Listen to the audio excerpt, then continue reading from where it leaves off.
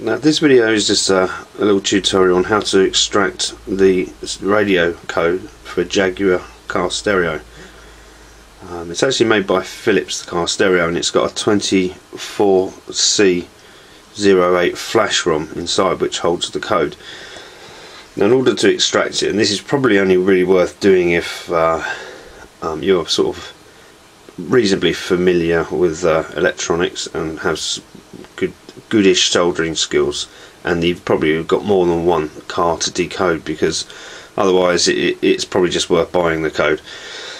But this is how to do it anyway. You buy one of these Nano BIOS programmers from eBay, which looks like this, and for this type of chip as well you also need the 12C add-on adapter, which is also on that web page somewhere, and I think that's an extra cost of about $3 or something.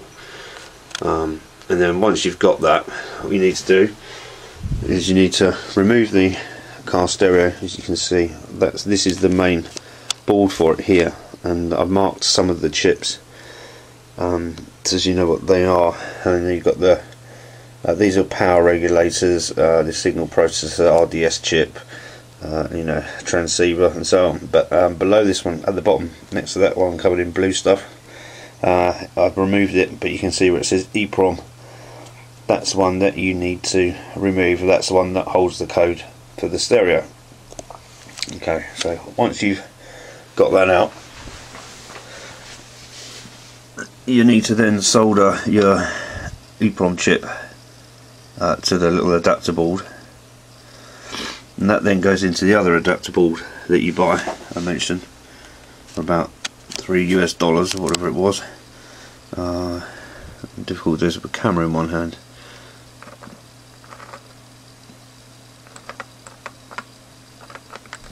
That goes into there.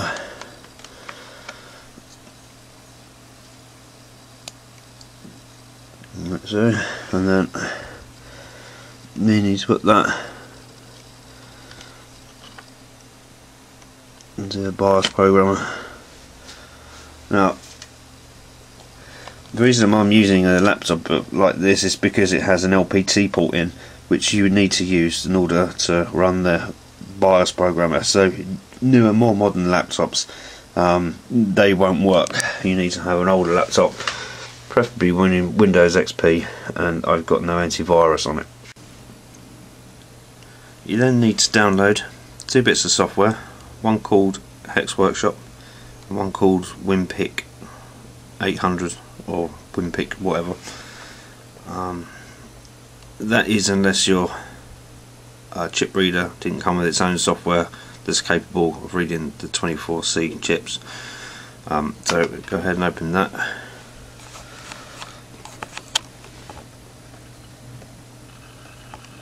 And then what you need to do is you need to select your chip reader under setting to go to hardware, and actually mine works as a Willem chip reader, so I've selected that one, and an LPT one, which is the port that it's plugged into, and then you can apply the edits. Then you need to select your chip, so in this case it's the 24C, which is that one, and then the actual chip itself in this list here, using the 24C08.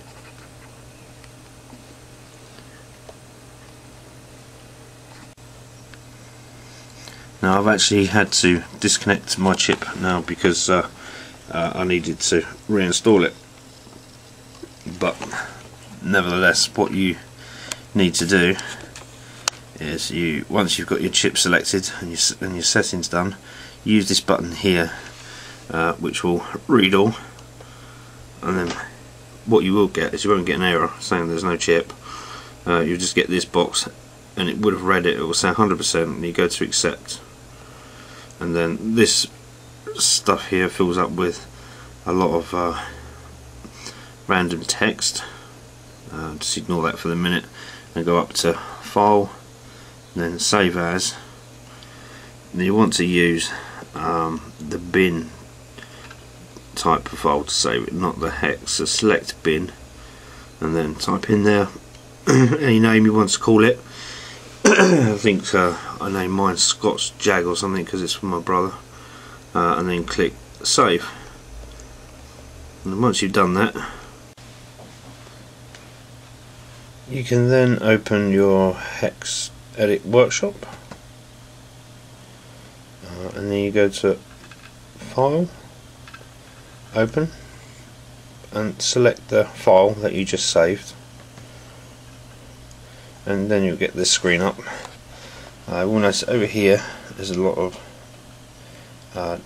gibberish in this text here, so at about halfway down there's an entry that looks like that, SAJAC, and between that one and above it there's not very much. There's some ELG, LGE stuff up here, and between that, in this gap here, there's not very much information, but you will find that there is an entry of 3 double digits or letters or mixed in a row. In this case mine's 343434, but it could be anything. It could be 1H, or 1H 1B 22. It could be literally anything. So, but look for those 3 in a row. Once you find those 3 in a row, if you just click your cursor, in fact, over the first set like that. Okay. Once you've done that, if you look on the other side, that would have highlighted a number, which is that. Focus isn't very good, sorry. And that is the code for the stereo, 3334. It doesn't correspond to that, even though that says 34. It's just it doesn't work that way. So just highlight the first 2 of the set of 3 whatever digits that you have, and that's what it is. Another way you can do this is to go to a website written by a chap called Decode, or if you have any other make of car stereo, then go to this website and you'll find that under free calcs, the web address, let me zoom in on that for you.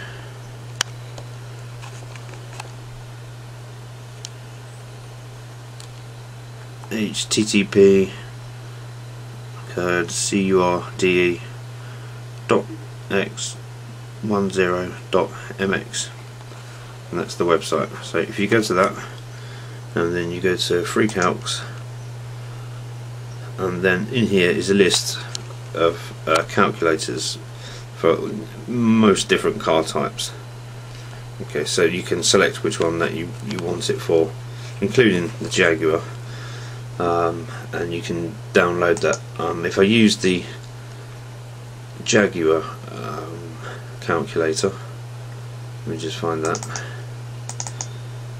It's the same type of thing there, except that it'll give you this, and then so it asks for your code. So you go to open, and then you can open that file that you saved that we manually found the number in. Oh no, actually that was the wrong one. That's one I edited and all that.